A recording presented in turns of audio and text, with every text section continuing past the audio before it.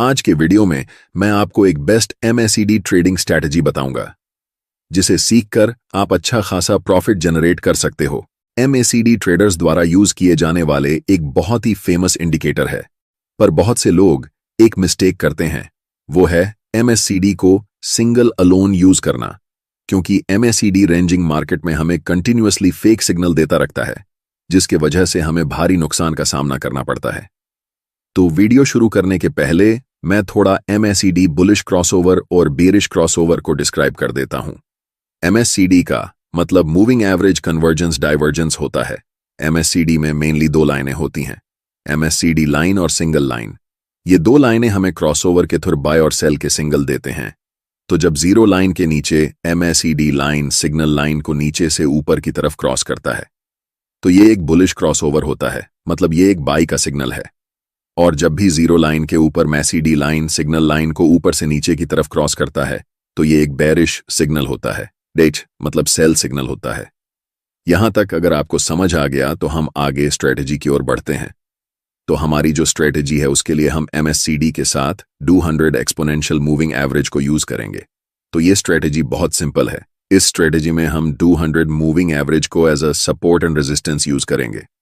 तो जब 200 exponential moving average price के ऊपर होता है तो ये रेजिस्टेंस का काम करता है, और जब 200 एक्सपोनेंशियल मूविंग एवरेज प्राइस के नीचे होता है तो ये सपोर्ट का काम करता है।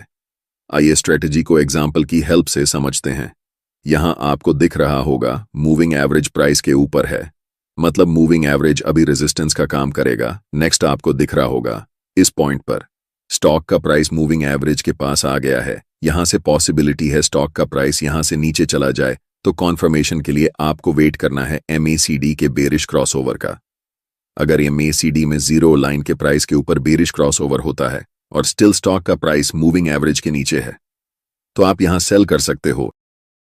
एक और एग्जांपल देखते हैं। यहां आपको दिख रहा होगा मूविंग एवरेज प्राइस यहां कैंडल के नीचे है, इसका मतलब मूविंग एवरेज यहां सपोर्ट का काम करेगा। नेक्स्ट आपको दिख रहा होगा इस पॉइंट पर स्टॉक का प्राइस मूविंग एवरेज के पास आ गया है। यहां से पॉसिबिलिटी है स्टॉक का प्राइस वापस ऊपर की तरफ चला जाए, इसलिए कॉन्फर्मेशन के लिए आपको एमएसीडी के बुलिश क्रॉसओवर का वेट करना है। अगर जीरो लाइन के नीचे बुलिश क्रॉसओवर होता है और स्टिल कैंडल यहां प्राइस मूविंग एवरेज के ऊपर है तो आप यहां बाय कर सकते हो। जो हमारी नेक्स्ट स्ट्रेटजी है उसमें हम मैकडी को प्राइस एक्शन के साथ कंबाइंड करके यूज करेंगे। वीडियो को कंटिन्यू करते हैं। यहां आपको एक डाउन ट्रेंड दिख रहा होगा। स्टॉक अपना लोअर लो और लोअर हाई बनाते हुए नीचे की तरफ जा रहा है। क्योंकि ये एक डाउन ट्रेंड है इसलिए हम ट्रेंड लाइन प्राइस के ऊपर ड्रॉ करेंगे।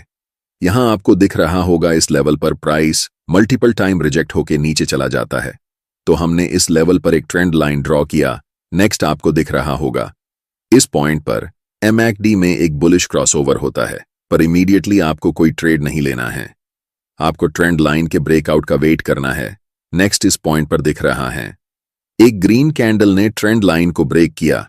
अगर नेक्स्ट डे इस ग्रीन कैंडल का हाई टूट जाए तो आप यहां बाय कर सकते हो। एक और एग्जांपल देखते हैं। तो यहां आपको दिख रहा होगा स्टॉक अप ट्रेंड में है। स्टॉक अपना हायर हाई और हायर लो बनाते हुए ऊपर की तरफ जा रहा है।